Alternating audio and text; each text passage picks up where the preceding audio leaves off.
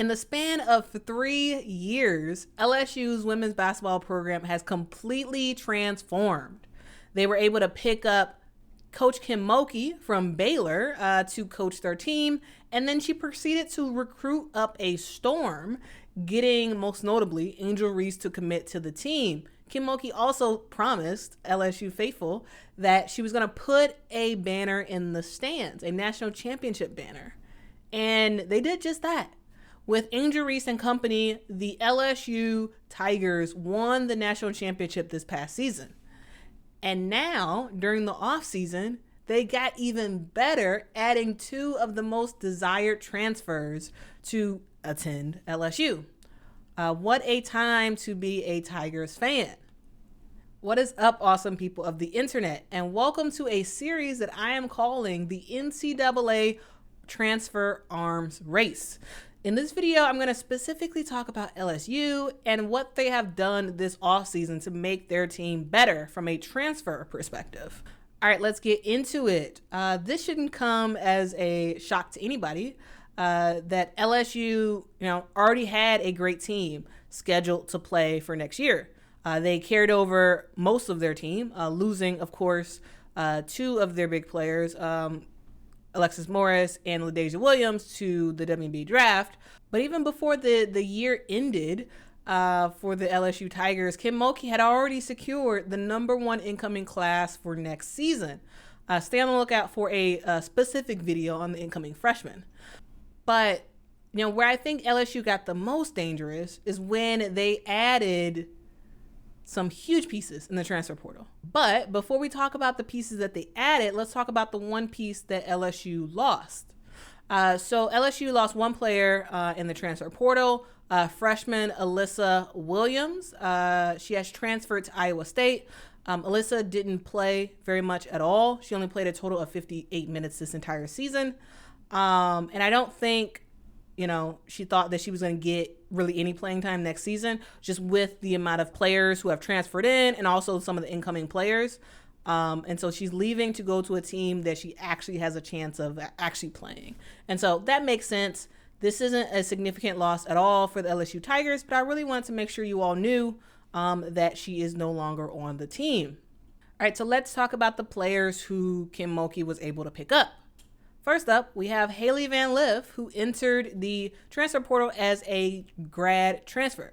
So Hailey Van Lith is a 5'7" guard, and she's really been the star at Louisville since she's been there. This past season, she averaged 19.7 points a game, 3 assists per game, 4 rebounds. She is a 2-time first-team All-SEC player, and last season, she helped Louisville get all the way to the Final Four when they ended up losing to South Carolina. So, yeah, this is a huge, huge get for the LSU Tigers, and it's expected that Hailey Van Lith will take her role as the starting point guard for the team. A couple things about her that we all know. She can handle the ball very well. She can pass, and we all know for sure she is a shooter and can really shoot from anywhere on the court.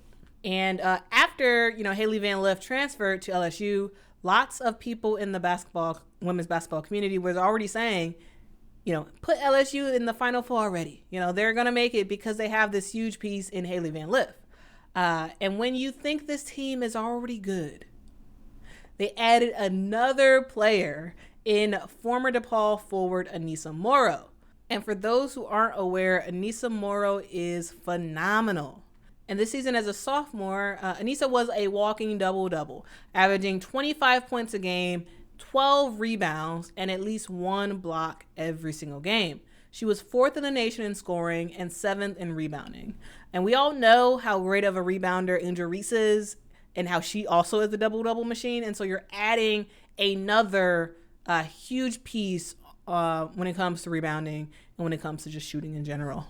Aneesah Morrow is, like I said, a walking double-double, and she is a huge, huge, huge asset for the LSU Tigers. And both of these players getting added to LSU is just a nightmare for coaches all around the country, because now these coaches really have to pick their poison even more now for LSU. If they pack the paint, and try to take away what Angel Reese and Aneesah Morrow are able to do down low, you're going to have Hailey Van Lith lighting it up from the three-point line. If you do the reverse and heavily, guard the three-point line and whatnot and really try to make sure LSU doesn't get shots up, you deal with getting destroyed in the paint by both Aneesah and Angel.